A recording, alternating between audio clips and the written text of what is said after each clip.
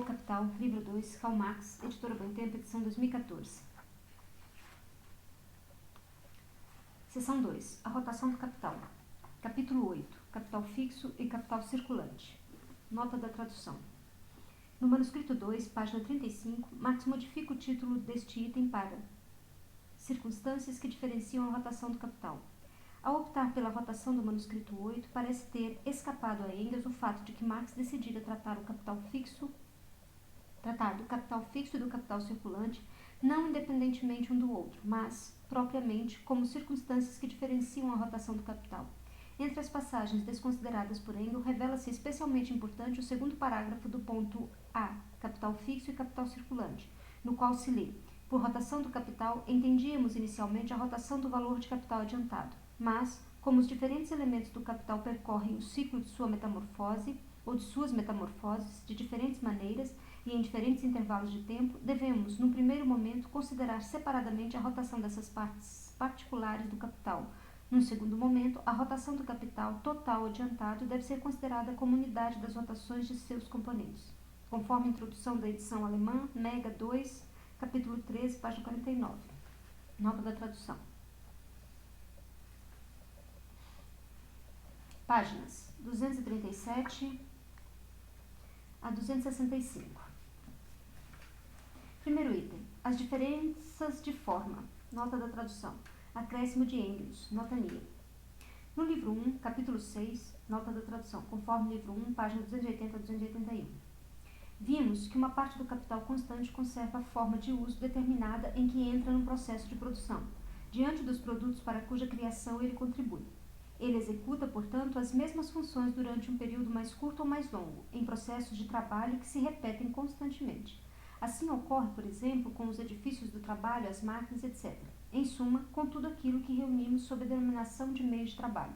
Essa parte do capital constante confere valor ao produto na mesma proporção do valor de troca que ela perde com seu próprio valor de uso. Essa cessão de valor ou transferência de valor de tal meio de produção ao produto, para cuja criação ele colabora, é determinada por um cálculo médio, pela duração média de sua função, desde o momento em que o meio de produção entra no processo de produção, até o momento em que ele está completamente desgastado, morto e tem de ser substituído ou reproduzido por um novo exemplar do mesmo tipo. A peculiaridade dessas partes do capital constante, dos meios de trabalho propriamente ditos, é, portanto, a seguinte. Uma parte do capital foi desembolsada na forma de capital constante, isto é, de meios de produção que funcionam como fatores do processo de trabalho enquanto dura a forma independente de uso com que ingressam neste último. O produto pronto, e portanto também seus criadores, uma vez que se tenham convertido em produto, é retirado do processo de produção para, como mercadoria, passar à esfera da produção, à esfera da circulação. Já os meios de trabalho, ao contrário, jamais abandonam a esfera da produção, uma vez que nela tenham ingressado. Sua função os vincula a ela de modo permanente. Uma parte do valor de capital desembolsado é fixada nessa forma determinada pela função dos meios de trabalho no processo. Com a função e, por conseguinte, o desgaste dos meios de trabalho, uma parte de seu valor de transporte se transfere ao produto, enquanto outra permanece fixa no meio de trabalho e, portanto, no processo de produção. O valor assim fixado decresce continuamente até que o meio de trabalho deixa de servir e, assim, seu valor se distribui durante um período mais ou menos longo a uma massa de produtos que resultam de uma série de processos de trabalho constantemente repetidos. Mas, enquanto ainda funciona como meio de trabalho, ou seja, enquanto ainda não precisa ser substituído por um novo exemplar do mesmo tipo, nele continua fixado um valor de capital constante, ao passo que outra parte do valor nele originalmente fixado é transferida ao produto e, por conseguinte, circula como parte integrante do estoque de mercadorias. Quanto maior a duração dos meios de trabalho e mais lento seu desgaste, mais tempo o valor de capital constante permanece fixado nessa forma de uso. Mas, qualquer que seja o grau de sua duração, a proporção em que ele transfere valor permanece sempre inversa a seu tempo total de funcionamento. Se duas máquinas de mesmo valor, uma se desgasta em 5 anos e a outra em 10, isso significa que a primeira transfere o dobro de valor que a segunda no mesmo intervalo de tempo. Essa parte do valor de capital fixada no meio de trabalho circula tanto quanto qualquer outra. Vimos, em geral, que o valor de capital inteiro encontra-se constantemente em circulação e que, nesse sentido, todo capital é capital circulante. Mas a circulação da parte do capital aqui considerada é uma circulação peculiar. Antes de tudo, ela não circula em sua forma de uso, é apenas um valor que circula e mesmo assim gradualmente, de modo fragmentado, à medida que vai sendo transferido ao produto que circula como mercadoria. Ao longo da duração total do seu funcionamento, uma parte de seu valor permanece nele fixada, com existência independente diante das mercadorias que ajuda a produzir. Por meio dessa peculiaridade, essa parte do capital constante assume a forma de capital fixo. Ao contrário, todas as outras partes que integram o capital desembolsado no processo de produção constituem capital circulante ou líquido. Uma parte dos meios de produção, especialmente aqueles materiais auxiliares que ou são consumidos pelos próprios meios de trabalho durante seu funcionamento, tal como o carvão, pela máquina a vapor, ou apenas auxiliam no processo, como gás de iluminação, entre outros, não se incorpora materialmente no produto. Somente seu valor constitui uma parte do valor do produto. Em sua própria circulação, o produto circula seu valor. Isso os meios de produção têm em comum com o capital fixo, mas em todo o processo de trabalho em que entram, eles são inteiramente consumidos e têm, portanto, de ser substituídos para cada novo processo de trabalho, por novos exemplares do mesmo tipo. Durante seu funcionamento, eles não conservam sua forma de uso independente, o que também significa que, durante seu funcionamento, nenhuma parte do valor de capital permanece fixada à sua forma útil anterior, sua forma natural.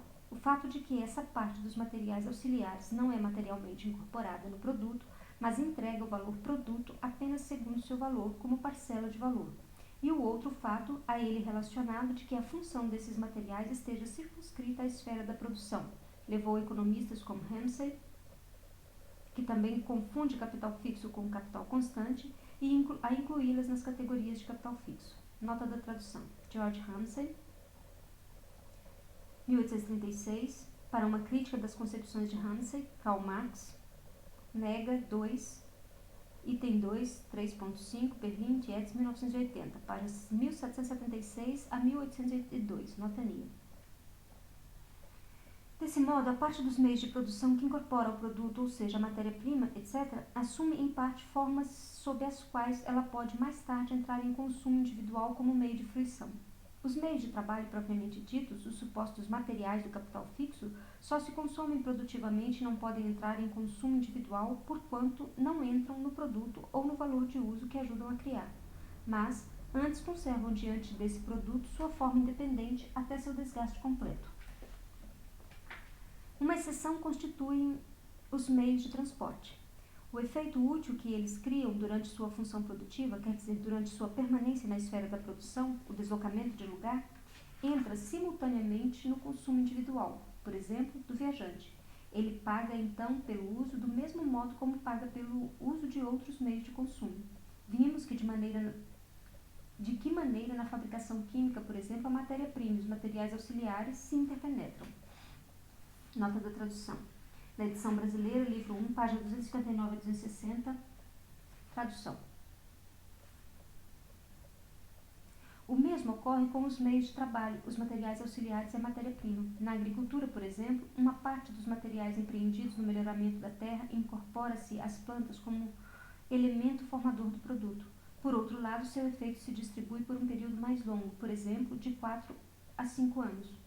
Uma parte desses materiais é, portanto, materialmente incorporada no produto e, ao mesmo tempo, transfere seu valor por produto, enquanto outra parte também fixa seu valor em sua antiga forma de uso. Ela perdura como meio de produção e, desse modo, assume a forma do capital fixo. Um boi considerado boi de carga é capital fixo. Se for comido, ele não funciona como meio de trabalho e, portanto, tampouco como capital fixo. A determinação que confere o caráter de capital fixo a uma parte do valor de capital investido em meios de produção repousa exclusivamente no modo peculiar como esse valor circula. Esse modo próprio de circulação deriva do modo próprio como o meio de trabalho transfere seu valor ao produto ou seu comportamento como elemento formador de valor durante o processo de produção. E este comportamento, por sua vez, corresponde ao tipo específico da função que um meio de trabalho exerce no processo de trabalho. Sabe-se que O mesmo valor de uso que sai de um processo de trabalho como produto entra em outro processo de trabalho como meio de produção. É apenas a função de um produto como meio de trabalho no processo de produção que converte esse produto em capital fixo, quando surge de um processo de produção. Ao contrário, ele não é capital fixo de modo algum. Por exemplo, uma máquina como produto ou mercadoria do fabricante de máquinas faz parte de um capital mercadoria. Ele só se torna capital fixo nas mãos do seu comprador, o capitalista que o utiliza produtivamente. Mantendo-se constantes as demais circunstâncias, o grau de fixidez de um capital aumenta com a durabilidade do meio de trabalho. Dessa durabilidade depende, sobretudo, a grandeza da diferença entre o valor de capital incorporado em meios de trabalho e a parcela dessa grandeza de valor que o capital transfere ao produto em repetidos processos de trabalho. Quanto mais lenta é a transferência de valor, e o valor é transferido pelo meio de trabalho a cada repetição do mesmo processo de trabalho, maior é o capital incorporado, e maior é a diferença entre o capital aplicado no processo de produção e o capital nele consumido. Assim que essa diferença desaparece, o meio de trabalho se esgota. Com seu valor de uso, perde também seu valor. Ele deixa de ser suporte de valor, dado que o meio de trabalho, como qualquer outro suporte material de capital constante, só transfere valor ao produto na medida em que perde, com seu valor de uso, seu valor de uso. Seu valor fica claro que quanto mais lenta for a perda de seu valor de uso, isto é, quanto mais tempo ele operar no processo de produção, mais longo será o período que o valor de capital constante permanece nele incorporado. Se um meio de produção que não é um meio de trabalho, em sentido próprio, por exemplo, material auxiliar, matéria-prima, produto semi-fabricado, etc., comporta-se como meio de trabalho em relação à transferência de valor e, por conseguinte, ao modo de circulação de seu valor, ele é também suporte material, forma de existência do capital fixo. Tal é o caso dos já citados melhoramentos do solo, que adicionam a este substâncias químicas cujo efeito se estende por vários períodos ou anos de produção. Aqui, uma parcela do valor continua a existir ao lado do produto em sua forma independente, ou na forma de capital fixo, enquanto outra parcela do valor é transferida ao produto e assim circula com ele. Nesse caso, não apenas uma parcela de valor do capital fixo se incorpora ao produto, como também o valor de uso, a substância na qual existe essa parcela de valor.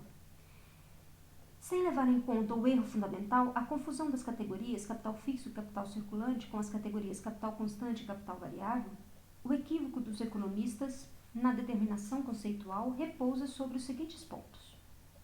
Converte-se determinada qualidade de materiais dos meios de trabalho em qualidades imediatas de capital fixo, como, por exemplo, a imobilidade física de uma casa. A partir de então, é fácil demonstrar que outros meios de trabalho, que como tais são também capitais fixos, apresentam a qualidade contrária, por exemplo, à mobilidade física de um navio. Ou a determinidade econômica que deriva da circulação do valor é confundida com uma qualidade material, como se coisas, que em si mesmas não são capital, mas só se convertem neste último em determinadas condições sociais, pudessem ser em si mesmas, por natureza, capital numa determinada forma, fixo ou circulante. No livro 1, capítulo 6, vimos que os meios de produção em qualquer processo de trabalho, independentemente das condições sociais em que este se realize, dividem-se em meios e objetos de trabalho. Mas é para o interior do modo de produção capitalista que ambos se tornam capital e, mais precisamente, capital produtivo, como esclarecemos na seção anterior. Com isso, a distinção fundada na natureza do processo de trabalho entre meio e objeto de trabalho refere-se na nova forma de distinção entre capital fixo e capital circulante. Não é refere-se, reflete-se na nova forma da distinção entre capital fixo e circulante. Apenas assim converte-se em capital fixo uma coisa que funciona como meio de trabalho. Se esta coisa, por sua qualidade ou suas qualidades materiais, pode atuar também em outras funções que não as do meio de trabalho, ela será capital fixo, ou não, segundo a diversidade de sua função. O gado, como gado de trabalho, é capital fixo, como gado de corte é matéria-prima, que entra na circulação como produto, ou seja, como capital circulante não fixo.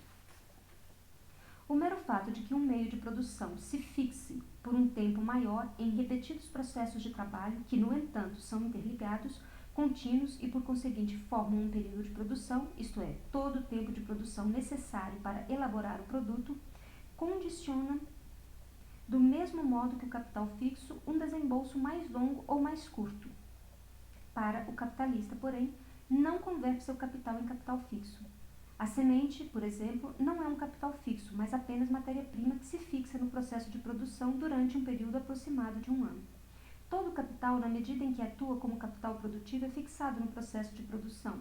O mesmo ocorrendo com todos os elementos do capital produtivo, quaisquer que sejam sua forma material, sua função e o modo de circulação de seu valor.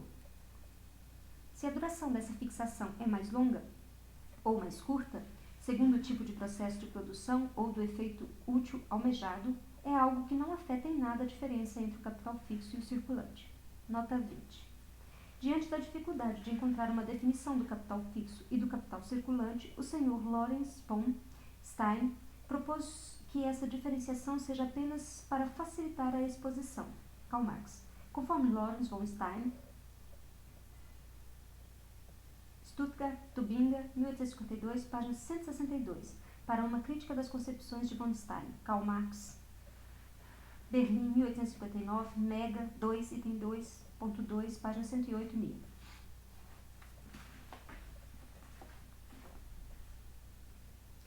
Uma parte dos meios de trabalho na qual se incluem as condições gerais de trabalho é ou imobilizada num determinado local tão logo entra em processo de produção, ou seja, é preparada para sua função produtiva tal como ocorre, por exemplo, com a maquinaria, ou é produzida desde o início em sua forma imóvel, espacialmente fixa, tal como melhoria do solo, edifícios fabris, altos fornos, canais, ferrovias, etc. A vinculação constante do meio de trabalho ao processo de produção no interior da qual ele deve atuar é aqui condicionada ao mesmo tempo por seu modo material de existência. Por outro lado, um meio de trabalho pode mudar constantemente de lugar, mover-se e, no entanto, encontrar-se no processo de produção, tal como uma locomotiva, um navio, um boi de carga, entre outros. Nem a imobilidade lhe confere, num caso, o caráter de capital fixo, nem a mobilidade o priva desse caráter no outro. No entanto, a circunstância de que os meios de trabalho sejam especialmente fixos ou espacialmente fixos, enraizados na terra, confere a essa parte do capital fixo um papel especial na economia das nações. Eles não podem ser mandados ao exterior para circular como mercadorias no mercado mundial. Os títulos de propriedade sobre esse capital fixo podem ser trocados, permitindo a esse capital ser comprado e vendido, e nessa medida circular idealmente. Tais títulos de propriedade podem até mesmo circular em mercados estrangeiros, por exemplo, na forma de ações, mas com mudanças das pessoas que detêm a propriedade desse tipo de capital fixo, não se altera a relação entre a parte permanente materialmente fixa da riqueza no país e a parte móvel dessa mesma riqueza. Nota 21. Até aqui, manuscrito 4. Daqui em diante, manuscrito 2, Frederick Engels. Nota. A circulação peculiar do capital fixo resulta numa rotação peculiar. A parte do valor que perde sua forma natural por meio do desgaste circula como parte do valor do produto. Mediante sua circulação, o produto transforma-se de mercadoria em dinheiro, o mesmo ocorrendo com a parte do valor do meio de trabalho que o produto fez circular. Além disso, seu valor destila do processo de circulação como dinheiro na mesma proporção em que esse meio de trabalho deixa de ser suporte de valor no processo de produção. Seu valor assume agora, portanto, uma dupla existência. Uma parte dele permanece vinculada à sua forma de uso ou natural, que integra o processo de produção, enquanto outra parte se desgarra dessa forma como dinheiro. No decorrer de seu funcionamento, a parte do valor existente na forma natural diminui constantemente, ao passo que sua parte de valor convertida em forma de dinheiro aumenta de modo constante, até que o meio de trabalho se esgote e todo o seu valor separado do seu caráter ou do seu cadáver seja realizado. Aqui se mostra a peculiaridade na rotação desse desempenho ou desse elemento do capital produtivo. A realização de seu valor anda lado a lado com a cristalização monetária da mercadoria, que é seu suporte de valor. Mas sua reconversão de forma de dinheiro em forma de uso separa-se da reconversão de mercadoria em seus demais elementos de produção e é antes determinada por seu próprio período de reprodução, isto é, pelo tempo durante o qual o meio de trabalho se esgota e tem de ser substituído por outro exemplar do mesmo tipo. Se o tempo de funcionamento de uma máquina, digamos no valor de 10.000 libras, é de 10 anos, então o tempo de rotação do valor nela originalmente investido é de 10 anos. Antes de vencido esse prazo, ela não precisará ser substituída, mas funcionará em sua forma natural. Durante esse tempo, seu valor circula de modo fragmentado como parcela de valor das mercadorias para cuja produção ela serve continuamente, e a máquina será gradualmente convertida em dinheiro até que no término dos 10 anos seu valor terá sido inteiramente convertido em dinheiro, que por sua vez terá sido convertido numa máquina. Seu valor terá, pois, concluído sua rotação. Até que se inicie esse período de reprodução, seu valor irá se acumulando gradualmente na forma de um fundo monetário de reserva. Os elementos restantes do capital produtivo consistem, em parte, em elementos existentes nos materiais auxiliares e nas matérias-primas do capital constante, e, em parte, em capital variável investido em força de trabalho. A análise do processo de trabalho e de valorização, livro 1, capítulo 5, mostrou que essas diversas partes integrantes se comportam de modo muito distinto como criadoras de produto e como criadoras de valor. O valor da parte do capital constante, que consiste em materiais auxiliares e matérias-primas, assim como o valor de sua parte formada por meio de trabalho, aparece no valor do produto, por sua vez, como valor simplesmente transferido, enquanto a força de trabalho, mediante processo de trabalho, adiciona ao produto um equivalente de seu valor ou reproduz realmente seu valor. Além disso, uma parte dos materiais auxiliares, como o carvão para a calefação, o gás de iluminação, entre outros, é consumido no processo de trabalho sem incorporar materialmente no produto, enquanto outra parte desses materiais entra no produto e forma o material de sua substância. Porém, todas essas distinções são invalidadas para a circulação e, por isso mesmo, para o modo de rotação. Quando os materiais auxiliares e as matérias-primas são totalmente consumidos na criação de seu produto, eles transferem a ele seu valor inteiro. Este circula, portanto, integralmente por intermédio do produto, converte-se em dinheiro e, a partir deste, converte-se nos elementos de produção de mercadoria. Sua rotação não é interrompida como a do capital fixo, mas percorre continuamente o ciclo inteiro de suas formas, de modo que esses elementos do capital produtivo não cessam de ser renovados em natura. Quanto à parte variável do capital produtivo investida em força de trabalho, cabe observar que a força de trabalho é comprada por um tempo determinado.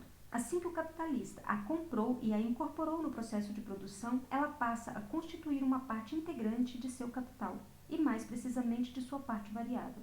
Ela funciona diariamente durante certo tempo, quando adiciona ao produto não apenas todo o seu valor diário, mas também um valor adicional, do qual, por ora, abstraímos aqui, depois de a força de trabalho ter sido comprada e ter atuado por, digamos, uma semana, a compra tem de ser constantemente renovada nos prazos habituais.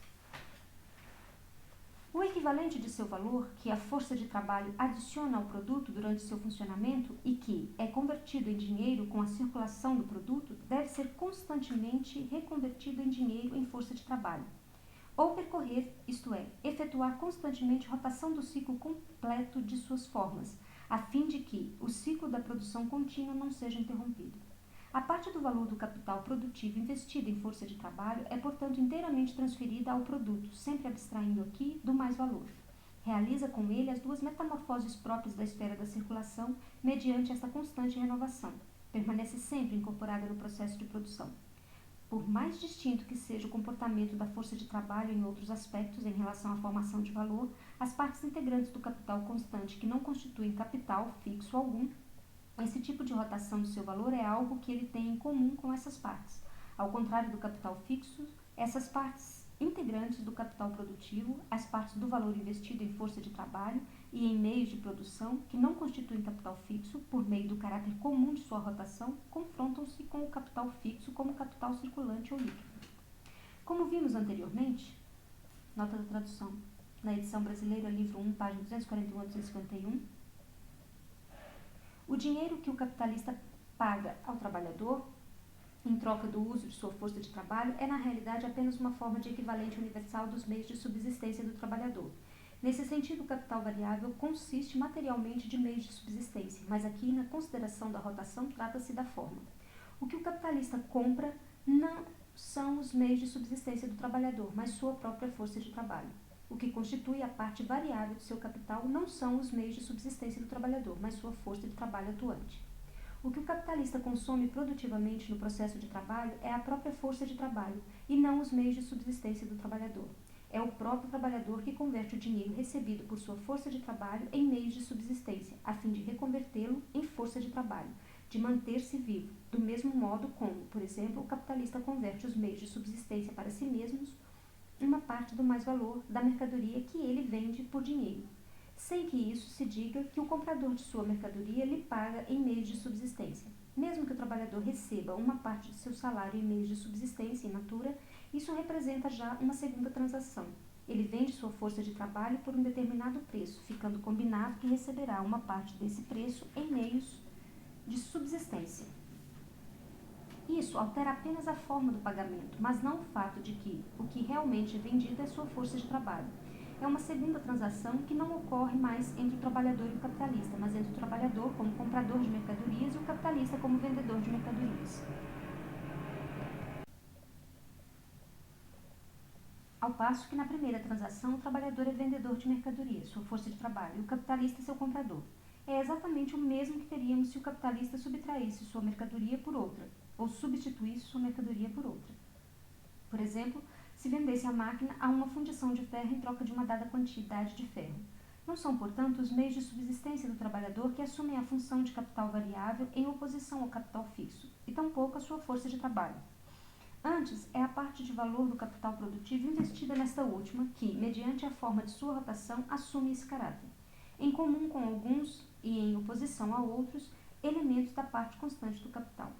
O valor do capital líquido em força de trabalho e meio de produção é desembolsado apenas pelo tempo durante o qual o produto é confeccionado, de acordo com a escala de produção a qual é dada com o volume do capital fixo. Esse valor se incorpora integralmente ao produto e, portanto, quando este é vendido, retorna integralmente da circulação, podendo então ser novamente desembolsado. A força de trabalho e os meios de produção nos quais existe a parte líquida do capital são subtraídos da circulação na medida necessária para a confecção e a venda do produto pronto, mas têm de ser constantemente repostos e renovados por meio da recompra, da reconversão, da forma dinheiro em elementos de produção. Eles são retirados do mercado em quantidades menores que os elementos do capital fixo, porém devem ser dele retirados com maior frequência, e o desembolso do capital neles investido se renova em períodos mais curtos. Essa renovação constante é mediada pela movimentação constante do produto, que faz circular seu valor inteiro. Por fim, eles percorrem constantemente o ciclo inteiro das metamorfoses, não só de acordo com seu valor, mas também com a forma material. São constantemente reconvertidos da mercadoria em elementos de produção da mesma mercadoria. Com seu próprio valor, a força de trabalho adiciona constantemente mais valor ao produto, mais valor esse que é encarnação do trabalho, não remunerado. Ela é, assim, posta em circulação pelo produto acabado e constantemente convertida em dinheiro, tanto quanto o são os demais elementos de seu valor. Mas aqui, onde se trata fundamentalmente da rotação do valor de capital e não do mais-valor que percorre seu ciclo, ao mesmo tempo que ele, este último, será provisoriamente deixado de lado. Do que foi até aqui exposto, depreende-se o seguinte.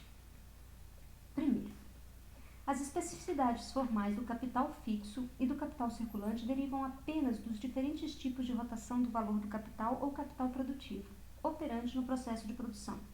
Essa diversidade da rotação deriva, por sua vez, do modo distinto como as diferenças ou as diferentes partes integrantes do capital produtivo transferem seu valor ao produto, mas não do modo distinto como participam na produção do valor produto, ou de seu comportamento característico do processo de valorização. Por fim, a diversidade da transferência do valor ao produto e, por conseguinte, também o modo distinto como esse valor circula através do produto por meio de cuja metamorfose ele é renovado em sua primitiva forma original, deriva da diversidade de formas materiais em que o capital produtivo existe, das quais uma parte é inteiramente consumida durante a criação do produto individual, enquanto outra só é consumida de modo gradual. Portanto, é apenas capital produtivo que se pode cindir em fixo ou circulante. Ao contrário, essa oposição não existe para os dois outros modos de existência do capital industrial, ou seja, nem para o capital mercadoria nem para o capital monetário, e tampouco como oposição de ambos ao capital produtivo. Ele existe somente para o capital produtivo no interior deste. Por mais que o capital monetário e o capital mercadoria funcionem como capital, e por mais que circulem, eles só poderão transformar em capital circulante opostos ao capital fixo quando se transformarem em elementos líquidos do capital produtivo. Mas porque essas duas formas do capital habitam a esfera da circulação, a economia política, desde Adam Smith, como veremos, caiu no equívoco de juntá-la à parte líquida do capital produtivo e aplicar a elas a categoria do capital circulante. Elas são, de fato, capital em circulação em oposição ao capital produtivo, mas não capital circulante em oposição ao capital fixo. Segundo, a rotação dos elementos fixos que formam o capital, portanto, também o tempo da rotação aí requerido, abarca várias rotações da parte líquida do capital. A cada rotação de capital fixo, o capital líquido realiza várias rotações. Uma das partes integrantes do valor do capital produtivo só assume a forma específica do capital fixo quando o meio de produção, que constitui esse valor, não se consome durante o tempo de confecção do produto que sai do processo de produção transformado em mercadoria. Uma parte de seu valor tem de permanecer vinculada à antiga forma de uso, enquanto outra parte é posta em circulação pelo produto acabado, cuja circulação faz circular ao mesmo tempo o valor total dos elementos líquidos que formam o capital. Terceiro, a parte de valor do capital produtivo investida no capital fixo é desembolsada inteiramente e de uma só vez para todo o tempo de funcionamento daquela parte dos meios de produção em que consiste o capital fixo. Portanto, esse valor é posto em circulação pelo capitalista de uma só vez, mas só é retirado novamente da circulação de modo fragmentado e gradual, por meio da realização das partes de valor que o capital fixo adiciona fragmentariamente às mercadorias. Por outro lado, os próprios meios de produção nos quais é fixada uma parte integrante do capital produtivo são retirados da circulação de uma só vez, a fim de serem incorporados ao processo de produção por todo o seu tempo de funcionamento. Mas, durante esse tempo, não precisam ser repostos por novos exemplares da mesma classe. Não precisam ser reproduzidos. Eles continuam a contribuir por um tempo mais longo ou mais curto para a criação de mercadorias postas em circulação sem retirar desta última os elementos de sua própria renovação. Durante esse tempo, eles não requerem, por sua vez, a renovação do desembolso do capitalista. Por fim, o valor do capital investido em capital fixo percorre, durante o funcionamento dos meios de produção que o constituem, o ciclo de suas formas não materialmente, mas apenas quanto ao seu valor, e ainda assim apenas parcial e gradualmente. Isto é, uma parcela de seu valor que circula constantemente como parcela de valor da mercadoria e é transformada em dinheiro, sem se reconverter de dinheiro em sua primitiva forma natural. Essa reconversão do dinheiro em forma natural do meio de produção só ocorre no fim de seu período de funcionamento, quando o meio de produção já está inteiramente consumido. Quarto, os elementos do capital líquido são fixados no processo de produção, pressupondo-se que este seja contínuo, de um modo tão constante quanto os elementos do capital fixo. Mas os elementos do capital líquido, assim fixados, são constantemente renovados em natura. Os meios de produção por novos exemplares do mesmo tipo, a força de trabalho por sua compra, sempre renovada, ao passo que os elementos do capital fixo durante seu funcionamento não precisam ser renovados, nem novamente comprados. No processo de produção encontra-se sempre matérias-primas e matérias auxiliares, mas sempre novos exemplares do mesmo tipo, após os anteriores terem sido consumidos na elaboração do produto acabado. Também a força de trabalho encontra-se constantemente no processo de produção, mas apenas por meio da renovação constante de sua compra, e frequentemente com a troca das pessoas. Ao contrário, os mesmos edifícios, as mesmas máquinas, etc., continuam a funcionar durante repetidas rotações do capital líquido, dos repetidos processos de produção. Item 2.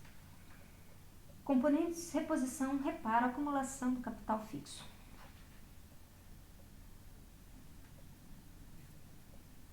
No mesmo investimento de capital, os elementos individuais do capital fixo têm um tempo distinto de vida e, por conseguinte, tempos distintos de rotação. Numa ferrovia, por exemplo, os trilhos, os dormentes, as trincheiras, os prédios das estações, as pontes, os túneis, as locomotivas e os vagões têm tempos distintos de funcionamento e de reprodução e, portanto, também de capital neles investido, têm tempos distintos de rotação. Nota da tradução. Neste, no próximo parágrafo, Engels resume excertos de Marx extraídos dos estudos sobre o sistema ferroviário de William Briggs Adams e Dionysius Lavner, bem como das declarações de Daniel Gold perante a Royal Commission on Railways, Ways. No manuscrito 2, Mega 2, item 2, barra 11, Berlim, Academy, página 100 a 103, NIA. Durante uma longa série de anos, não é preciso renovar os edifícios, as plataformas, os reservatórios de águas, os viadutos, os túneis, as trincheiras e os muros de contenção. Numa palavra, tudo que no sistema ferroviário inglês é chamado de works of art. Os objetos que mais se desgastam são os trilhos e o material rolante. Originalmente, quando do surgimento das modernas ferrovias, predominava a opinião alimentada pelos engenheiros práticos mais destacados que a duração de uma ferrovia seria secular e o desgaste dos trilhos tão imperceptível que se podia desconsiderá-lo como todos os fins financeiros e práticos. Estimava-se que 100 e 150 anos o tempo de vida de trilhos de boa qualidade. Não tardou para que ficasse evidente que o tempo de vida de um trilho, que depende naturalmente da velocidade das locomotivas, do peso e do número de trens que circulam, da espessura dos próprios trilhos e de inúmeras outras circunstâncias, não ultrapassava em média 20 anos. Em certas estações, centros de grande tráfego, os trilhos chegavam a se consumir a cada ano. Por volta de 1867 começaram a ser introduzidos trilhos de aço que custavam o dobro dos trilhos de ferro, mas que em compensação duravam mais que o dobro do tempo. O tempo de vida dos dormentes de madeira era entre 12 e 15 anos. No que diz respeito ao material rolante, descobriu-se que os vagões de carga representavam um desgaste significativo ou significativamente maior que a dos vagões de passageiro. Em 1867, o tempo de vida de uma locomotiva foi calculado entre 10 e 12 anos. O desgaste é provocado em primeiro lugar pelo seu próprio uso. Geralmente, os trilhos se desgastam na proporção do número de trens que circulam na ferrovia. RC, número 17.645, nota 22. As referências indicadas com RC dizem respeito à Royal Commission Railways, Londres, 1867. As perguntas e respostas são numeradas, e nas citações indicam-se os números correspondentes. Nota de Frederick Engels. Com o aumento da velocidade, o desgaste aumentou numa proporção maior que a do quadrado da velocidade, isto é, com o dobro da velocidade dos trens.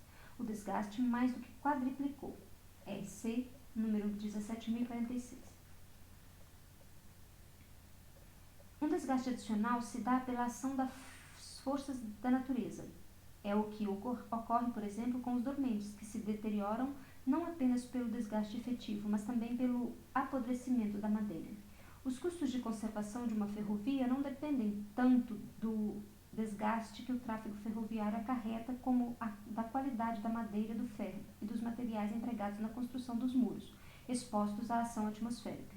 Um único mês de inverno rigoroso causará mais danos às ferrovias do que um ano inteiro de tráfego. R.P. Williams, outono de 1867, nota da tradução. A Sociedade para Engenheiros Civis, fundada em Londres em 1818, transformou-se rapidamente numa organização de amplitude nacional e mais tarde internacional, que em 1894 contava com cerca de 5.000 membros. Nota NIA. Por fim, tal como ocorre em toda a grande indústria, também aqui a depreciação moral desempenha seu papel. Transcorridos 10 anos, a mesma quantidade de vagões e locomotivas que antes custava 40.000 libras, agora pode ser comprada por 30.000 libras. É preciso, portanto, calcular sobre esse material uma depreciação de 25% do preço do mercado, mesmo quando não ocorre qualquer depreciação do valor de uso. Lardner, página 120. Cita: as pontes de tubos não serão mais renovadas em sua forma atual. Observação: porque agora se dispõe de formas melhores para essas pontes. Cita: os reparos habituais, a retirada e a substituição de peças não são factíveis. Observação: W.D. Adams, Roads and Rails, Londres, Chapman and Hall, 1862, página 136. Os meios de trabalho são, em grande parte, constantemente revolucionados pelo progresso da indústria. Eles não são, por isso, substituídos em sua forma original, mas na forma revolucionada. Por um lado, a massa do capital fixo é investido numa determinada forma natural e tem de perdurar no seu interior durante um determinado tempo médio de vida. Constitui uma razão para a introdução gradual de novas máquinas e etc. E, por conseguinte, um obstáculo à rápida introdução geral de meios de trabalho melhorados. Por outro lado, a luta concorrencial, especialmente quando se trata de revolucionamentos decisivos, força a substituição dos antigos meios de trabalho por novos antes que os primeiros tenham chegado ao término natural de sua vida. São principalmente as catástrofes, as crises que forçam tal renovação prematura dos equipamentos industriais em grande escala social. A depreciação, abstraindo da depreciação moral, é a parte de valor que o capital fixo vai transferindo gradualmente ao produto por meio da sua utilização na proporção média em que aquele vai perdendo seu valor de uso. Em parte, essa depreciação é tal que o capital fixo possui certo tempo médio de vida. Ele é totalmente desembolsado para esse período depois que este tenha transcorrido o capital fixo. O capital fixo precisa ser inteiramente reposto. Para os meios vivos de trabalho, como por exemplo cavalos, o tempo de reprodução é prescrito pela própria natureza. Seu tempo médio de vida como meio de trabalho é determinado pelas leis naturais. Vencido esse prazo, os exemplares desgastados devem ser substituídos por outros novos. Um cavalo não pode ser reposto de modo fragmentado, mas somente por outro cavalo inteiro. Outros elementos do capital fixo permitem uma renovação periódica ou parcial. Neste caso, é preciso distinguir a reposição parcial ou periódica da expansão gradual da empresa industrial. O capital fixo consiste, em parte, de elementos que, embora do mesmo tipo, não duram o mesmo tempo, mas se renovam de modo fragmentado em diferentes períodos. Por exemplo, os trilhos nas estações, que precisam ser substituídos com mais frequência do que os trilhos nas demais partes da ferrovia. O mesmo vale para os dormentes, que, segundo Lardner, na década de 1850, nas ferrovias belgas, eram substituídos na razão de 8% ao ano, ou seja, ao cabo de 12 anos eram inteiramente renovados. A proporção é aqui, portanto, a seguinte: certa soma é investida em determinado tipo de capital fixo, por, digamos, 10 anos. Esse investimento é feito de uma só vez, mas uma parte desse capital fixo, cujo valor é incorporado no valor do produto, e que com este é convertido em dinheiro, repõe-se atualmente in natura, enquanto a outra parte continua a existir em sua primitiva forma natural. É o investimento feito de uma só vez e a reprodução apenas gradual em forma natural que distingue o capital como fixo em oposição ao capital líquido. Outras partes do capital fixo constituem ou consistem em elementos desiguais, que se desgastam em tempos desiguais e por isso têm de ser repostos. Isso ocorre principalmente com as máquinas, o que acabamos de observar em relação ao distinto tempo de vida dos diversos componentes de um capital fixo vale aqui em relação ao tempo de vida dos diferentes componentes de uma mesma máquina, que figura como parte do capital fixo. No que se refere à extensão gradual do negócio no curso da renovação parcial, observamos o seguinte: embora, como vimos, o capital fixo continue a atuar in natura no processo de produção, uma parte de seu valor, segundo um grau médio de desgaste, circulou com o produto, converteu-se em dinheiro e passou a constituir um elemento de fundo monetário de reserva para a reposição do capital no momento de sua reprodução in natura. Essa parte do valor do capital fixo, convertida em dinheiro, pode servir para ampliar o negócio ou realizar melhorias nas máquinas, que assim aumentam sua eficácia. Em períodos mais curtos ou mais longos, ocorre então a reprodução, e mais precisamente, do ponto de vista da sociedade, a reprodução em escala ampliada. Extensiva, quando o campo de produção é ampliado. Intensiva, quando o meio de produção se torna mais eficaz. Essa reprodução em escala ampliada deriva não da acumulação, da transformação do mais-valor em capital, mas da reconversão do valor que se ramificou, separando-se do corpo do capital fixo em forma de dinheiro, em um novo capital fixo do mesmo tipo, se não adicional, pelo menos mais eficaz. Naturalmente, a medida e as proporções em que a indústria pode efetuar acréscimos graduais é algo que depende em parte da natureza específica do negócio, assim como desta última também dependem as proporções em que seja necessário formar um fundo de reserva para ser reinvestido em tais acréscimos, e a determinação dos períodos em que isso pode ser realizado. Por outro lado, é evidente que as proporções em que se poderão realizar melhorias de detalhe na maquinaria existente dependem da natureza da melhoria e da estrutura da própria máquina. O alto grau de consideração que esse ponto recebe desde o início, por exemplo, na instalação ferroviária, é assim comprovada por Adams. A construção inteira deve repousar sobre o mesmo princípio que rege a colmeia, a capacidade de expansão ilimitada. Toda estrutura excessivamente sólida e simétrica da antemão é prejudicial, pois, em caso de extensão, terá de ser desconstruída. Página 123. Isso depende, em grande parte, do espaço disponível. Em alguns edifícios é possível erguer andares adicionais, em outros faz-se necessária a expansão da superfície, isto é, a ampliação do terreno. Na produção capitalista ocorrem, por um lado, muitos desperdícios de recursos e, por outro, uma grande quantidade de expansões contraproducentes desse tipo, prejudicando em parte a força de trabalho. Na ampliação gradual das indústrias, porque nada se realiza de acordo com o planejamento social, mas conforme as circunstâncias, meios e etc., infinitamente distintos, com os quais opera o capitalista individual.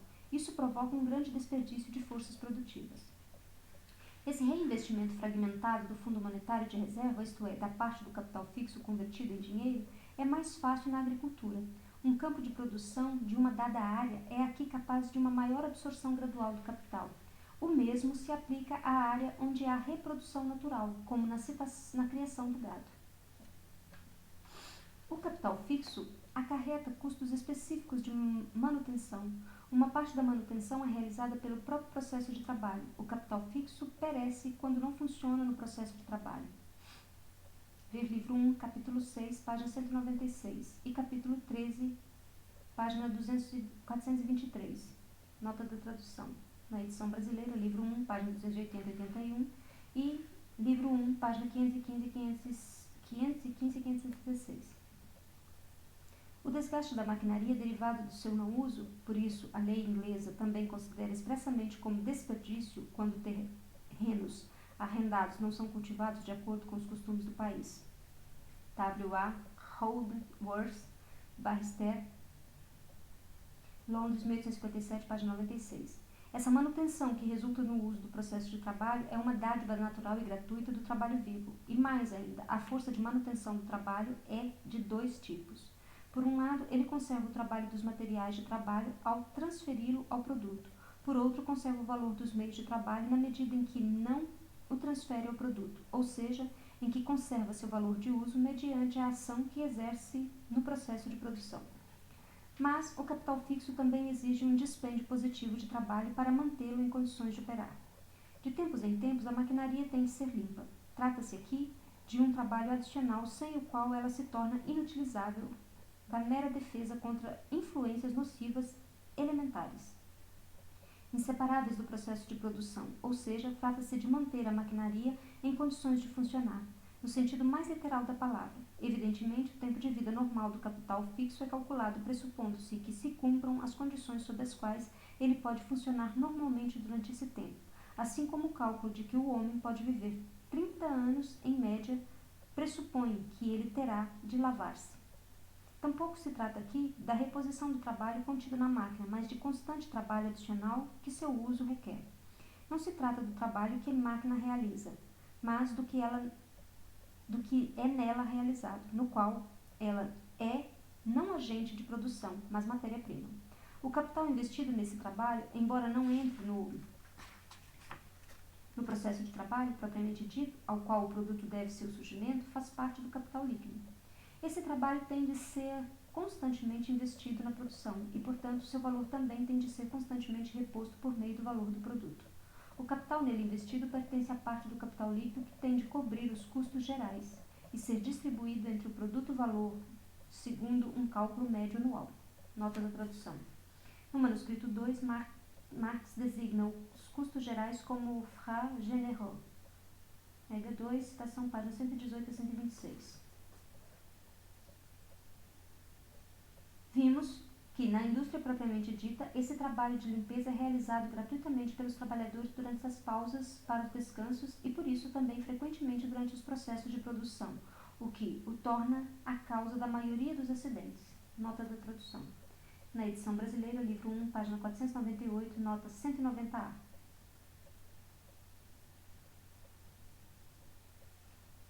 Esse trabalho não conta no preço do produto. O consumidor o obtém, portanto, gratuitamente. Por outro lado, assim o capitalista recebe gratuitamente os custos da manutenção de sua máquina. O trabalhador paga com sua própria pessoa, e esse é um dos mistérios da autoconservação do capital, os quais, na verdade, constituem uma reivindicação jurídica do trabalhador sobre a maquinaria, e o convertem, inclusive do ponto de vista jurídico burguês, em coproprietário desta última. Porém, em certos ramos da produção, em que a maquinaria, para ser limpa, tem de ser retirada do processo de produção, impossibilitando assim que a limpeza seja realizada durante as pausas, como é o caso, por exemplo, das locomotivas, esse trabalho de manutenção figura entre os custos correntes e, portanto, como elemento do capital líquido. Depois de um máximo de 3 dias de trabalho, uma locomotiva tem de ser levada à oficina para ser limpada. É preciso esperar que a caldeira se esfrie para que se possa lavá-la sem lhe causar danos. RC número 17.823.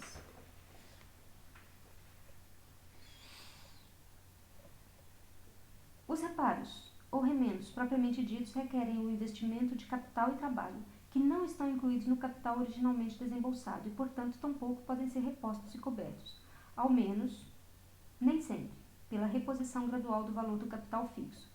Se, por exemplo, o valor do capital fixo, 10.000 libras, e seu tempo total de vida é de 10 anos, então essas 10.000 libras inteiramente transformadas em dinheiro depois de 10 anos repõem apenas o valor do capital originalmente investido, mas não o novo capital ou o trabalho que nesse ínterim foi acrescentado sob a forma de reparos. Trata-se aqui de um elemento adicional de valor que tampouco é desembolsado de uma só vez, mas de acordo com a necessidade cujos diversos tempos de investimento são adicionais pela própria natureza das coisas. E todo capital fixo requer esses investimentos adicionais tardios que se realizam dosadamente em meios de trabalho e em força de trabalho. A deterioração a que se acham expostas as partes individuais da maquinaria, entre outras coisas, não pela própria natureza das coisas acidentais, o mesmo se podendo dizer, portanto, dos reparos que se fazem necessários. No entanto, há 2 tipos de reparos que se distinguem das demais por terem um caráter mais ou menos estável e corresponderem a vários períodos da vida do capital fixo: as doenças da infância e aquelas muito mais numerosas que o acometem a partir de sua idade mediana. Uma máquina, por exemplo, por perfeita que seja sua estrutura, ao ingressar no processo de produção, no decorrer do seu uso efetivo, apresenta defeitos que precisam ser corrigidos mediante o trabalho posterior. Por outro lado, quanto mais ela tenha deixado para trás o ponto médio de seu tempo de vida, ou seja, quanto mais se tenha acumulado seu desgaste normal e o material de que é feita esteja desgastado e envelhecido, mais numeroso e importante se torna os trabalhos de reparo necessários para manter a maquinaria em uso, até o fim de seu período médio de vida. Exatamente do mesmo modo como o homem velho, para não morrer prematuramente, tem mais despesas com cuidados médicos do que um homem jovem e forte. Apesar de seu caráter acidental, portanto, os trabalhos de reparo se distribuem em massas desiguais entre os dispositivos, entre os distintos períodos da vida de um capital fixo.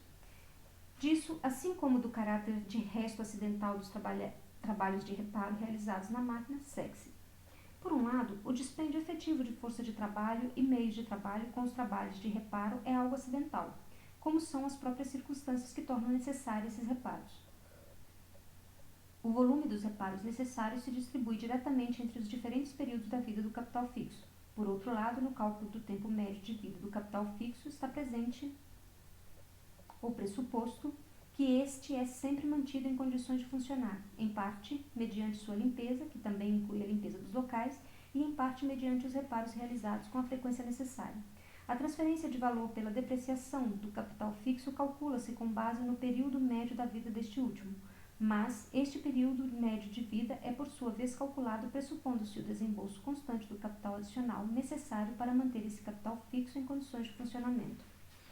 Por outro lado, é igualmente claro que o valor acrescentado por esse investimento adicional de capital e trabalho não pode ser incorporado ao preço das mercadorias ao mesmo tempo que o investimento efetivo. Um fiandeiro, por exemplo, não pode vender seu fio mais caro que na semana passada ou anterior, pelo fato de que, nesta semana, uma de suas rodas de fiar quebrou ou teve sua correia rebentada. Os custos gerais da fiação não sofrem variação alguma pela ocorrência de tal acidente numa fábrica isolada. Nesse caso, como em toda determinação de valor, o que importa é a média. A experiência mostra o volume médio desses acidentes e dos trabalhos de manufatura e reparo necessários durante o período médio de vida do capital fixo investido num determinado ramo de negócio. Esse desembolso médio é distribuído pelo período médio de vida do capital fixo, sendo agregado ao preço do produto em partes alíquotas correspondentes e, por conseguinte, reposto mediante a venda desse produto. O capital adicional, que assim é reposto, pertence ao capital líquido, embora o tipo de investimento seja irregular. Como é de extrema importância curar imediatamente as doenças da máquina, em toda a grande fábrica, agregado a seus operários propriamente ditos, encontra-se um pessoal formado por engenheiros, carpinteiros, serralheiros, mecânicos, entre outros, e seus salários formam uma parte do capital variável, e o valor de seu trabalho é distribuído entre os produtos. Por outro lado, os gastos necessários em meios de produção determinam-se de acordo com aquele cálculo médio, e com base nele formam constantemente parte do valor do produto, ainda que na realidade sejam desembolsados em períodos irregulares e, portanto, sejam incorporados ao produto ou ao capital fixo em períodos igualmente irregulares. Esse capital investido em reparos constitui, de certo modo, um capital de tipo específico, que não se deixa classificar nem como capital líquido nem como capital fixo, embora se encaixe melhor no primeiro, por figurar entre gastos correntes. Naturalmente, o tipo de contabilidade não altera em nada o contexto efetivo das coisas que constam nos livros. Porém, é importante observar que, em muitos ramos de negócio, é costume calcular os gastos de reparo juntamente com o desgaste efetivo do capital fixo, da seguinte forma: suponhamos que um capital fixo desembolsado seja 10.000 libras e seu período de vida seja de 15 anos. A depreciação anual será então de 666 e 2/3 de libras. No caso suposto, porém, a depreciação é calculada por apenas 10 anos, de modo que o preço das mercadorias produzidas é anualmente aumentado em 1.000 libras, em vez de somente 666 e 2/3, o que equivale a dizer que 333 1/3 de libras são reservadas para os trabalhos de reparo, entre outras coisas. As cifras 10 e 15 são tomadas apenas a título de exemplo. Esta é, em média, a quantidade gasta com reparos para que o capital fixo dure 15 anos. Essa conta não impede, naturalmente, que o capital fixo e o capital adicional investido em reparos formem categorias distintas. Com base nesse modo de calcular, supõe-se, por exemplo, que o dispêndio mais baixo para a conservação e reposição de navios a vapor era de 15% anuais, ou seja, que o tempo de reprodução, 6 anos e meio.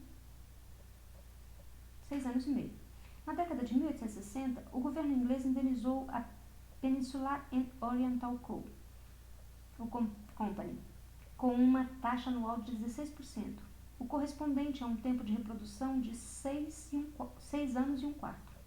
Nas ferrovias, o tempo médio de vida de uma locomotiva é de 10 anos, mas seu desgaste, incluindo os reparos a que é submetida, é calculado em 12,5%. o que reduz seu tempo de vida para 8 anos. Em trens de passageiros e de mercadorias, ela é calculada em 9%, ou seja, um tempo de vida de 11 anos e 1/9. No âmbito dos contratos de aluguéis de casas e outros objetos que constituem capital fixo para seu proprietário, a legislação sempre reconheceu a distinção entre a depreciação normal ocasionada pelo tempo, pela influência dos elementos e pelo uso normal desses objetos, e os reparos eventuais que precisam ser realizados de vez em quando para mantê-los em condição de uso durante seu tempo normal de vida. Em regra, os primeiros ficam a cargo dos proprietários e os segundos a cargo do inquilino. Os reparos se distinguem, além disso, em ordinários e substanciais. Estes últimos são, em parte, a renovação do capital fixo em sua forma natural e ficam igualmente a cargo do proprietário, quando o contrato não diz expressamente o contrário. Assim, por exemplo, conforme o direito inglês. Cita: um inquilino, ano após ano, está obrigado apenas a manter os edifícios vedados contra o vento e a água na medida em que isso possa ser feito sem necessidade de reparos substanciais, e geralmente a efetuar aqueles reparos que podemos chamar ordinários. E mesmo no que diz respeito a esses reparos ordinários, é preciso considerar a idade e o estado geral das partes correspondentes do edifício, no momento em que o inquilino assumiu, pois este não está obrigado nem a repor materiais velhos e desgastados por outros novos, nem a reparar os desgastes inevitáveis provocados pela passagem do tempo e por seu uso regular. Holdsworth, página 90 e 91. Fim da citação. Totalmente diferente tanto da reposição do desgaste quanto dos trabalhos de manutenção e reparo é o seguro contra o risco de destruição ocasionada por eventos naturais extraordinários, como incêndios, inundações, entre outros. Esse gasto tem de ser coberto pelo mais-valor e é dele descontado, ou considerado do ponto de vista da sociedade inteira. É preciso que ocorra uma constante superprodução, isto é, uma produção em escala maior do que é necessária para a simples reposição e reprodução da riqueza existente, independentemente do aumento da população, a fim de que se disponha dos meios de produção necessários para compensar a destruição extraordinária provocada pelos acidentes e pelas forças naturais.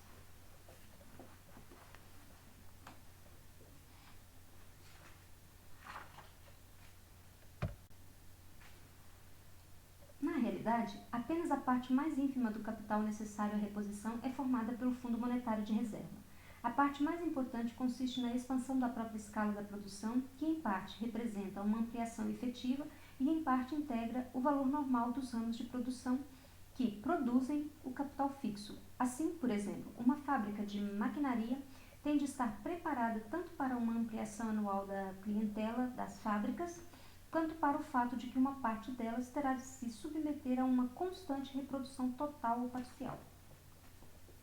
Na determinação do desgaste e dos custos de reparo segundo uma média social, resultam necessariamente grandes desigualdades, mesmo tratando-se do investimento de capital de mesmo volume, efetuados sob as mesmas circunstâncias e no mesmo ramo de produção. Na prática, o que ocorre é que para um capitalista, a máquina, entre outras coisas, dura mais do que o seu período médio de vida, enquanto para outro ela dura menos. Os custos de reparo do primeiro ficam acima e os do segundo ficam abaixo da média. Mas o acréscimo do preço das mercadorias, determinado pelo desgaste e pelos custos de reparo desta última, é o mesmo e é determinado por aquela média social.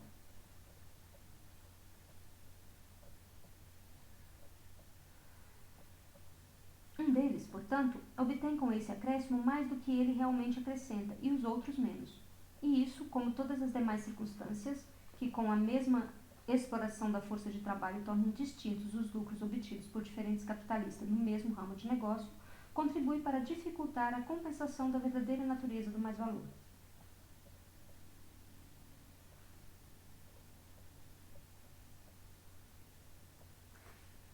Vou ler novamente. Contribui para dificultar a compreensão da verdadeira natureza do mais-valor. A fronteira entre o reparo propriamente dito e a reposição entre custos de manutenção e custos de renovação é uma fronteira mais ou menos movediça. Daí a eterna disputa nas ferrovias, por exemplo, sobre os certos gastos que constituem reparo ou reposição, que se devem ser reputados ou computados entre as despesas correntes ou custeados pelo capital de base. Lançar os gastos de reparo na conta do capital em vez de na conta dos ganhos é o conhecido meio pelo qual as direções das ferrovias elevam artificialmente seus dividendos. No entanto, também para isso, a experiência já forneceu os pontos de apoio mais importantes.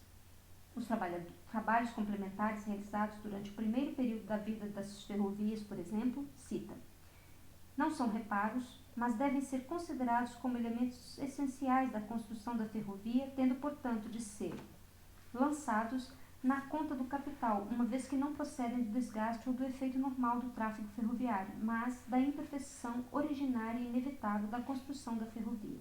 Lardner, citação, página 40. Citação.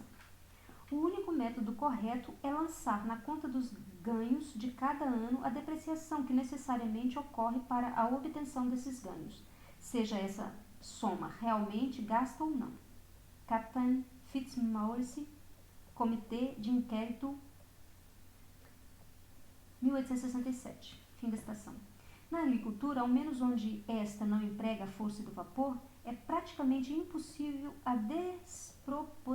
e despropositado separar a reposição e a conservação do capital fixo. Cita: quando há um fornecimento completo, mas não superabundante de implementos, escassez de implementos agrícolas e outros instrumentos de trabalho econômicos de todo tipo, costuma-se estimar o desgaste anual e a manutenção dos implementos, de acordo com as diferentes condições de existência, e uma média geral entre 15% e 25% do capital inicial. Kirchhoff, Dessous, Katz, 1852, página 137. No material rolante de uma ferrovia, o reparo e a reposição não podem ser separados. Cita: conservamos o número do nosso material rolante. Qualquer que seja o número das locomotivas de que dispomos, conservamos esse número. Se com o passar do tempo uma delas torna-se inutilizável, tornando mais vantajoso construir outra nova, a construímos à custa do ganho e, é claro, aproveitando o máximo possível dos materiais da locomotiva antiga. Sempre sobra muita coisa: as rodas, os eixos, as caldeiras, etc. Em suma, uma grande parte da velha locomotiva é reutilizada. Tegok, RC número 17.327 e 17.329. Cita: reparar significa renovar para mim. Não existe a palavra reposição. Tão logo uma companhia ferroviária tenha comprado um vagão ou uma locomotiva, esta deve ser reparada de modo a durar para sempre. Número 17.784, RC. Cita: calculamos os gastos de cada locomotiva com 8 pences e meio por milha inglesa percorrida. Com esses 8 pences e meio, conservamos a locomotiva para sempre. Renovamos nossas máquinas. A compra de uma máquina nova requer um desembolso maior do que o necessário. Na locomotiva velha, encontram-se sempre um par de rodas, um eixo ou uma peça qualquer reutilizáveis. E isso serve de base para reconstruir uma locomotiva, mais barata e tão boa quanto uma nova. RC número 17.790.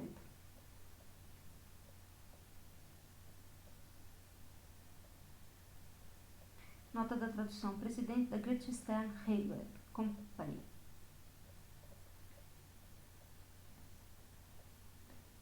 que é a empresa citada por Cork. Cita: atualmente produz uma locomotiva nova por semana, ou seja, uma locomotiva tão boa como se fosse nova, pois a caldeira, o cilindro ou o chassi são novos. Número 17.823, Archibald Stuart, em RC 1867, nota da tradução: superintendente de locomotivas da Great Northern Railway Company. O mesmo ocorre com os vagões. Cita: no transcurso do tempo, o estoque de locomotivas e vagões é constantemente renovado. Uma vez se lhes trocam as rodas, outra vez o chassi. As partes sobre as quais descansa o movimento e que se concentram mais expostas aos desgastes são renovadas gradualmente. As máquinas e os vagões podem então ser submetidos a uma série de reparos, que em muitos casos não deixam rastros do material antigo. Mesmo quando já não são mais suscetíveis de reparos, a eles são acopladas peças de outros vagões ou locomotivas antigas, e desse modo jamais deixam inteiramente de funcionar. Assim, o capital móvel está em constante reprodução, o que no caso da estrutura permanente da ferrovia tem de ser realizado de uma só vez, e num momento determinado, quando a ferrovia inteira é renovada.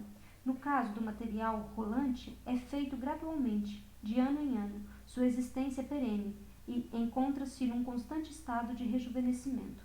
Lardner, citação, páginas 115 e 116. Esse processo que Lardner aqui descreve com relação à ferrovia não se aplica ao caso de uma fábrica individual, mas serve como ilustração da reprodução contínua parcial do capital fixo, que transcorre misturada com os reparos no interior de um ramo industrial inteiro, ou, em geral, no interior de toda a reprodução ou produção considerada em escala social.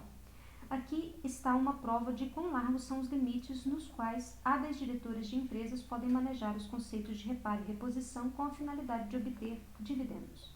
Segundo a conferência de R.B. Williams, citada anteriormente, diversas sociedades ferroviárias inglesas descontaram as seguintes somas da conta dos ganhos como média de uma série de danos, para reparos e manutenção da estrutura permanente e dos edifícios das ferrovias por milha inglesa de extensão da ferrovia anualmente. London e Northwestern, 370 libras. Midland, 225 libras. London e Southern, 257 libras. Great Northern, 360 libras. Lancashire e Yorkshire, 377 libras. Southeastern, 263 libras. Brighton, 266 libras. Manchester e Sheffield, 200 libras. Apenas uma parte ínfima dessas diferenças repousa sobre a diversidade existente entre os investimentos reais. Elas provêm quase exclusivamente do distinto modo de calcular, conforme os gastos sejam lançados na conta do capital ou na dos ganhos. William afirma categoricamente, cita: assume-se o encargo menor porque isso é necessário para se obter um bom dividendo, e um encargo maior quando se dispõe de ganhos que permitam suportá-lo. Fim da citação. Em certos casos, o desgaste e, portanto, também sua reposição torna-se uma grandeza praticamente insignificante, de modo que somente os custos de reparo são computados. O que Lardner diz em seguida acerca das works of art nas ferrovias vale, em geral, para todas as obras duradouras desse tipo, como canais, docas, pontes de ferro e de pedra, entre outras. Cita: o desgaste que se produz nas obras mais sólidas em consequência da ação lenta do tempo é quase imperceptível durante períodos mais curtos, mas após um fluxo de um longo período, por exemplo, de séculos, mesmo as construções mais sólidas precisam passar por uma renovação total ou parcial. Esse desgaste imperceptível, comparado com o desgaste mais evidente de outras partes da ferrovia, pode ser comparado com as desigualdades seculares e periódicas que se observam no movimento dos corpos celestes. A ação do tempo sobre as construções mais massivas de uma mesma ferrovia, as pontes, túneis, viadutos, entre outros, fornecem exemplos daquilo que se pode chamar de desgaste secular.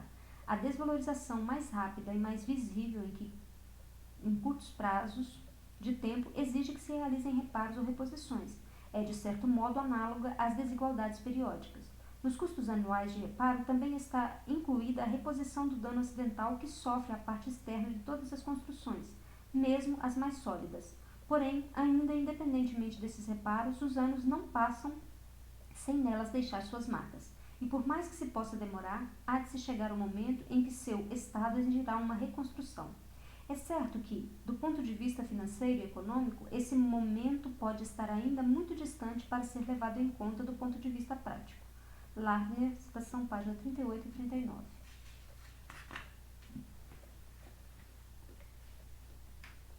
Isso vale para todas as obras de duração secular em que, portanto, o capital nelas investido não precisa ser gradualmente reposto na proporção de sua depreciação, bastando que os custos médios anuais da manutenção e reparos sejam transferidos ao preço do produto. Embora, como vimos, uma parte maior do dinheiro que reflui para a reposição da depreciação do capital fixo reconverta-se anualmente em sua forma natural ou mesmo em intervalos mais curtos. Todo capitalista isolado precisa dispor de um fundo de amortização para aquela parte do capital fixo que só chega ao momento de sua reprodução de uma única vez e depois de vários anos, devendo então ser reposta em sua totalidade. Por sua própria natureza, uma parte considerável do capital exclui a possibilidade de sua produção gradual. Além disso, onde a reprodução se dá gradualmente, de modo que as partes desvalorizadas são substituídas por novas, faz-se necessária, de acordo com o caráter específico de cada ramo de produção, uma prévia acumulação monetária de maior ou menor volume, antes que essa reposição possa ser realizada. Para isso, não basta qualquer soma de dinheiro, mas exige-se uma soma de dinheiro de determinado volume.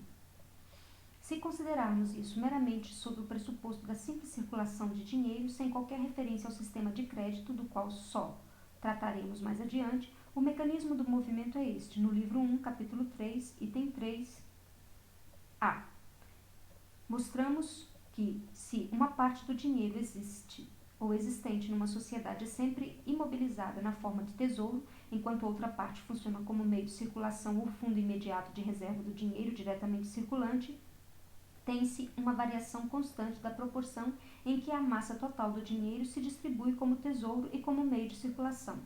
Em nosso caso, o dinheiro que precisa ser acumulado em grande volume como tesouro nas mãos de um grande capitalista é lançado de uma só vez na circulação mediante a compra do capital fixo. Esse dinheiro é novamente repartido na sociedade como meio de circulação e como tesouro, por meio do fundo de amortização no qual, em proporção à depreciação do capital, o valor deste último reflui para seu ponto de partida. Uma parte do dinheiro circulante volta-se a constituir em tesouro, por um intervalo de tempo mais longo ou mais curto, nas mãos do mesmo capitalista, cujo tesouro se converta em meio de circulação e dele se separa enquanto da compra do capital fixo. Trata-se de uma distribuição constantemente variável do tesouro existente na sociedade, que ora funciona como meio de circulação, ora se aparta novamente como tesouro da massa de dinheiro circulante, como o desenvolvimento do sistema de crédito, que segue necessariamente um recurso paralelo ao desenvolvimento da grande indústria e da produção capitalista. Esse dinheiro atua não como tesouro, mas como capital, porém não nas mãos de seu proprietário, e sim de outros capitalistas a cuja disposição ele é colocado.